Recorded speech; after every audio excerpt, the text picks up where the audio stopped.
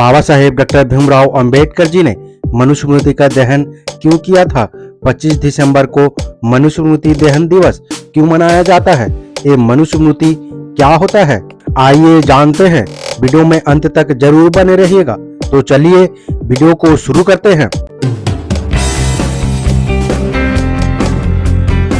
के Ambedkarite YouTube channel में आप सभी का स्वागत है। जय भीम। बाबा साहेब डॉक्टर भीमराव अंबेडकर जी ने मनुस्मृति को ब्राह्मणवाद की मूल संहिता मानते थे। ये किताब द्विजों को जन्मजात श्रेष्ठ और पिछड़ों, दलितों एवं महिलाओं को जन्म के आधार पर निकृष्ट घोषित करती है। पिछड़ों, दलितों एवं महिलाओं का एकमात्र कर्तव्य द्विजों और मर्दों का सेवा करना बनती है। मनुस्मृति के प्रावधानों के बारे में विस्तार से बता रहे हैं। इतिहास इस बात का प्रमाण प्रस्तुत करता है कि किताबें जलाने का दो उद्देश्य रहा है। एक, किताबें इसलिए जलाई जाती है ताकि किसी खास विचारधारा को नष्ट कर दिया जाए, इतिहास को खत्म कर दिया जाए, जानकारियों के स्रोत को नष्ट कर दिया जाए। दूसरा, किताबें प्रतीकात्मक रूप से भी जलाई जाती है ताकि उसमें लिखे गए कंटेंट का विरोध किया जा सके। मनुस्मृति का जलाना इसी ओर इशारा करता है। 25 दिसंबर 1927 को डॉक्टर अंबेडकर ने पहली बार मनुस्मृति में दहन का कार्यक्रम किया था। उनका कहना था कि भारतीय समाज में जो कानून चल रहा है, जो प्रचलित है, वो मनुस्मृति के आधार पर है। यह एक ब्राह्मण पुरुष सत्यात्मक भेदभाव वाला कानून है। इसे खत्म किया जाना चाहिए, इसलिए वो मनुस्मृति का दहन किए थे। आइए संक्षिप्त में जानने की प्रयास करते हैं कि आखिर मनुस्मृति में ऐसा क्या है। 10 अध्याय श्लोक संख्या 95-98 में लिखा है कि नीच वन का जो मनुष्य अपने से ऊंचे वन के मनुष्य की भूति को लोभ बस ग्रहण कर जीविका यापन करे तो राजा उसकी सब संपत्ति छीनकर उसे तत्काल निष्कासित कर दे। अध्याय 10 श्लोक संख्या 123 से 124 में लिखा हुआ है, ब्राह्मणों की सेवा करना ही शूद्रों का मुख्य कर्म कहा गया है। इसके अतिरिक्त वो शूद्र जो कुछ करता है उसका कर्म निष्फल हो जाता है। अध्याय 10 और श्लोक संख्या 129-130 में लिखा हुआ है, शूद्र धन संचय करने में सामर्थ होता हुआ भी शूद्र धन का संग्रह न करें, क्योंकि धन पाकर शूद्र ब्राह्मण को ही सताने लगता है। अध्याय 4 श्लोक संख्या 61-62 में लिखा हुआ है, जिस देश का राजा शूद्र अर्थात पिछड़े वर्ग का हो, उस देश में ब्राह्मण निवास न करें, क्योंकि शूद्रों को राजा बनने का अधिकार नहीं है। अध्याय 7 श्लोक संख्या 37 और 38 में लिखा हुआ है, राजा प्रातः काल उठकर तीनों वेदों के ज्ञाता और विद्वान ब्राह्मणों की सेवा करे और उनके कहने के अनुसार कार्य करें। अध्याय 8 श्लोक संख्या 22 और 23 में लिखा हुआ है, जिस राजा के यहाँ शूद्र न्यायाधीश होता है, उस राजा का देश कीचड़ में धसी हुई गाय की भांति दुख पाता है। अध्याय 9 और श्लोक संख्या 189 और 190 में लिखा हुआ है, ब्राह्मण की संपत्ति राजा द्वारा कभी भी नहीं ली जानी चाहिए। ये एक नियम है, मर्यादा है, लेकिन अन्य जाति के व्यक्तियों की संपत्ति उनके उत्तराधिकारियों के न रहने पर राजा ले सकता है। अध्याय 8 श्लोक संख्या 271 से 272 में लिखा हुआ है, यदि शूद्र तिरस्कार पूर्वक उसके नाम और वन का उच्चारण करता है, जैसे वह ये कहता है कि देवदत्त तू निज ब्राह्मण है, तब 10 उंगली लंबी लोहे की छड़ उसके मुंह में घुसा देनी चाहिए। अध्याय 8 श्लोक संख्या 281 से 282 में लिखा हुआ है, यदि शूद्र गर्भ से ब्राह्मण पर थूक दे, उसके ऊपर पेशाब कर दे, तब उसके होठों को और लिंग को, और अगर उसकी ओर अपना वायु निकाले तब उसकी गुदा को कटवा दें। अध्याय 8 श्लोक संख्या 279 से 280 में लिखा हुआ है, यदि कोई शूद्र ब्राह्मण के विरुद्ध हाथ या लाठी उठाए तब उसका हाथ कटवा दिए जाए, और अगर शूद्र गुस्से में ब्राह्मण को लात से मार दे तब उसका पैर कटवा दिया जाए। अध्याय 8 श्लोक संख्या 381 में लिखा हुआ है कि इस पृथ्वी पर ब्राह्मण वध के समान दूसरा कोई बड़ा पाप नहीं है, अतः राजा ब्राह्मण के वध का विचार मन में भी न लाएं। अध्याय 8 श्लोक संख्या 271 से 272 में लिखा हुआ है कि शूद्र यदि अहंकार बस ब्राह्मणों को धर्मोपदेश करे तो उस शूद्र के मुंह में और कान में राजा गर्म तिल डलवा दे। अध्याय 10 श्लोक संख्या 125-126 में लिखा हुआ है, शूद्र को भोजन के लिए झूठा अन्न, पहनने के लिए पुराने वस्त्र, बिछाने के लिए धान का पुआल और फटे पुराने वस्त्र देना चाहिए। अध्याय 11 श्लोक संख्या 131 से 132 में लिखा हुआ है, बिल्ली, नेवला, नीलकंठ, मेंढक, कुत्ता, गोह, उल्लू, कौवा किसी एक की हिंसा का प्रायश्चित शूद्र की हत्या के प्रायश्चित के बराबर है, अर्थात शूद्र की हत्या कुत्ता बिल्ली की हत्या के समान है। यदि कोई शूद्र किसी द्विज को गाली देता है तब उसकी जीभ काट देनी चाहिए, क्योंकि वह ब्रह्म के निम्नतम अंग से पैदा हुआ है। निम्न कुल में पैदा कोई भी व्यक्ति यदि अपने से श्रेष्ठ बन के व्यक्ति के साथ मारपीट करे और उसे क्षति पहुंचाए तब उसका क्षति के अनुपात में अंग कटवा देनी चाहिए। ब्रह्मा ने शूद्र के लिए एकमात्र कर्म निश्चित किया है, वह यह है कि गुणगान करते हुए ब्राह्मण, क्षत्रिय और वैश्य की सेवा करना। शूद्र यदि ब्राह्मण के साथ एक आसन पर बैठे तब राजा उसकी पीठ को तपाए गए लोहे से दगवाकर अपने राज्य से निष्कासित कर दे। राजा बड़ी बड़ी दक्षिणाओं वाले अनेक आज्ञा करे और धर्म के लिए ब्राह्मणों को स्त्री, गृहशय्या, वाहन आदि भोग साधक पदार्थ तथा धन दे। जानबूझकर क्रोध से यदि शूद्र ब्राह्मण को एक तिनके से भी मारता है, वो 21 जन्मों तक कुत्ते, बिल्ली आदि पाप श्रेणियों में जन्म लेता है। ब्रह्मा के मुख से उत्पन्न होने से और वेद के धारण करने से धर्मानुसार ब्राह्मण ही संपूर्ण सृष्टि का स्वामी है। शूद्र लोग बस्ती के बीच में मकान नहीं बना सकते। गांव या नगर के समीप किसी वृक्ष के नीचे अथवा शमशान पहाड़ या उपवन के पास बसकर अपने कर्मों द्वारा जीविका चलाएं। ब्राह्मण को चाहिए कि वो शूद्र का धन बिना किसी संकोच के छीन ले, क्योंकि शूद्र का उसका अपना कुछ नहीं है, उसका धन उसके मालिक ब्राह्मण को छीनने योग्य है।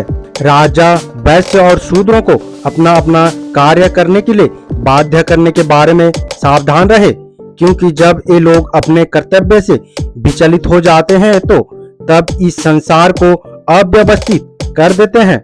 शूद्रों का धन कुत्ता और गधा ही है, मुर्दों से उतरे हुए इनके वस्त्र है।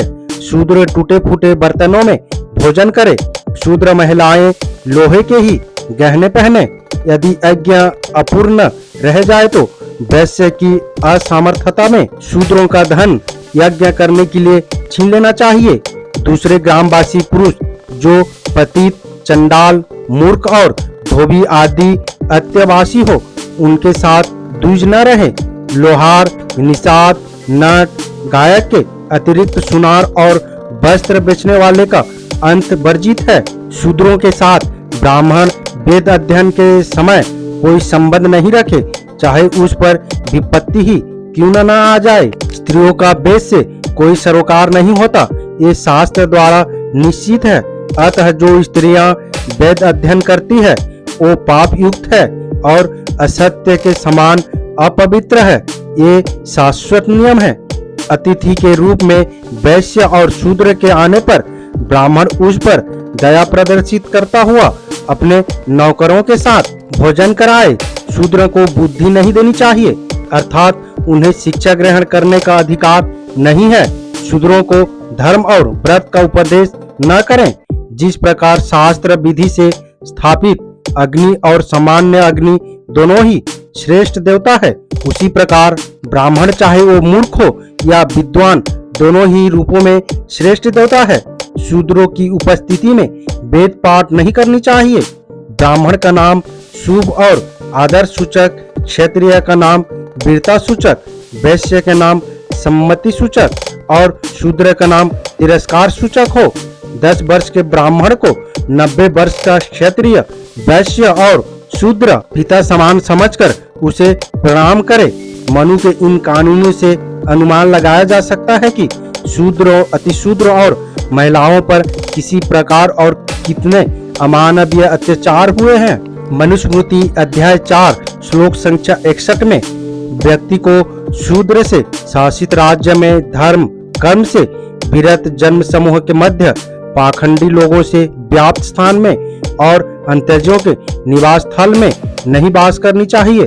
मनुस्मृति अध्याय 4 श्लोक संख्या 80 में लिखा हुआ है, किसी प्रयोजन की सिद्धि को ध्यान में रखते हुए दिया जाने वाला उपदेश शूद्रों को न दिया जाए, उसे झूठा यानी बचा हुआ भोजन न दें और न यज्ञ कर्म से बचा हुआ हविष्य प्रदान करें। उसे ना तो धार्मिक उपदेश दिया जाए और ना ही उससे व्रत रखने की बात की जाए। खास तौर पर स्त्रियों के संबंध में मनु के आपत्तिजनक विचार के बारे में जानते हैं, अर्थात पुरुषों को अपने जाल में फंसा लेना तो स्त्रियों का स्वभाव ही है। इसलिए समझदार लोग स्त्रियों के साथ होने पर चौकन्ने रहते हैं, क्योंकि पुरुष वर्ग के काम क्रोध के वश में हो जाने की स्वाभाविक दुर्बलता को भड़काकर स्त्रियां मूर्ख ही नहीं विद्वान पुरुषों तक को विचलित कर देती है।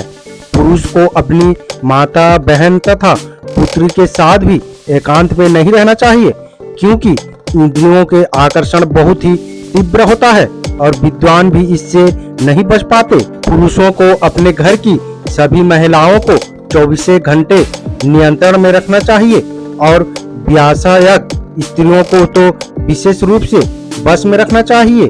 बाल्यकाल में स्त्रियों की रक्षा पिता करता है, यौवन काल में पति तथा वृद्धावस्था में पुत्र उसकी रक्षा करता है। इस प्रकार स्त्री कभी भी स्वतंत्रता की अधिकारिणी नहीं है। स्त्रियों के चाल ढाल में जरा भी विकार आने पर उसका निराकरण करनी चाहिए, क्योंकि बिना परवाह किए स्वतंत्र छोड़ देने पर स्त्रियां दोनों कुलों पति या पिता के लिए दुखदायी सिद्ध हो सकती है।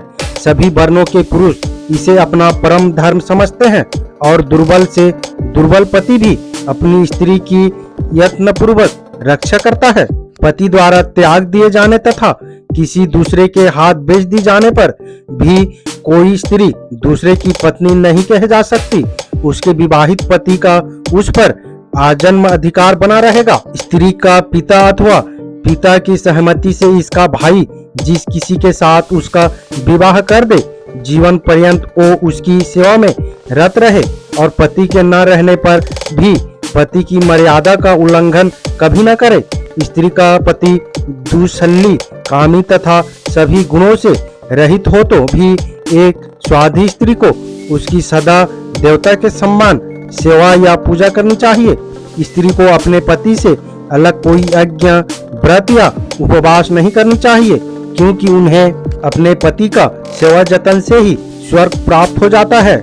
मनुस्मृति का सबसे ज्यादा आपत्तिजनक अध्याय। मनुस्मृति का सबसे आपत्तिजनक पहलू यह है कि इसके अध्याय 10 के श्लोक संख्या 11 से 50 के बीच समस्त द्विज को छोड़कर समस्त हिंदू जाति को नाजायज संतान बताया गया है। मनु के अनुसार नाजायज जाति 2 प्रकार का होती है। नंबर 1 अनुलोम संतान, उच्च वर्गीय पुरुष का निम्न वर्गीय महिलाओं से संभोग होने पर उत्पन्न संतान को अनुलोम संतान कहा जाता है। नंबर 2 प्रतिलोम संतान, उच्च वर्गीय महिला का निम्न वर्गीय पुरुषों से संभोग होने पर उत्पन्न संतान को प्रतिलोम संतान कहा जाता है। इसी प्रकार औसतन एवं शतपथ ब्राह्मण ग्रंथों में भी जाति की उत्पत्ति का यही आधार बताया गया है, जिसमें चमार, ताम्रकार, सोनार, कुंभार, नाई, दर्जी, बढ़ई, धीवर एवं तेली शामिल है। प्रतीकात्मक मनुस्मृति जलाना क्यों जरूरी है? कुछ लोग ये मानते हैं कि मनुस्मृति तो क्या किसी भी किताब को जलाना अज्ञानता है। किताब को जलाया जा सकता है लेकिन उसके विचार को नहीं, इसलिए यदि जलाना है तो उसके विचार को समाज से मन मस्तिष्क से हटाना जरूरी है। उम्मीद करता हूँ वीडियो को समझ गए होंगे। अगर समझ गए हैं तो अपने परिवारजनों को, दोस्तों को, मूल निवासी SC ST OBC Bahujan Samaj को शेयर जरूर करें, ताकि उन्हें भी पता चल सके, जानकारी हो सके। मेरा आप सभी बहुजन समाज मूल निवासी अम्बेडकर वादियों से अपील है, हम अपने समाज को जागरूक करने के लिए बहुत मेहनत करते हैं और अंबेडकर विचारधारा वाले वीडियो को लाते रहते हैं। आपकी एक सब्सक्राइब हमारे हौसले को बुलंद कर हमें दोगुनी हौसला प्रदान करता है, मजबूत करता है। इसलिए आप सभी से गुजारिश है कि हमारे चैनल को सब्सक्राइब करके हमें सपोर्ट जरूर करें, ताकि हम अगले नए वीडियो डालें तो आप तक नोटिफिकेशन जा सके और कुछ महत्वपूर्ण जानकारी मिल सके। धन्यवाद। जय भीम, जय संविधान, जय मूल निवासी।